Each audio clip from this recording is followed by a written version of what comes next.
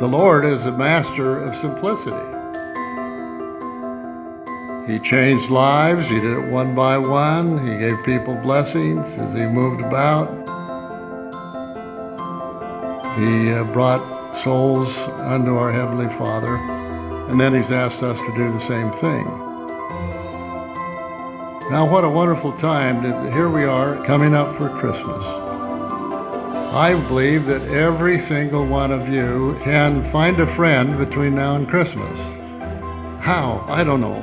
Get down on your knees and ask God how, and then listen.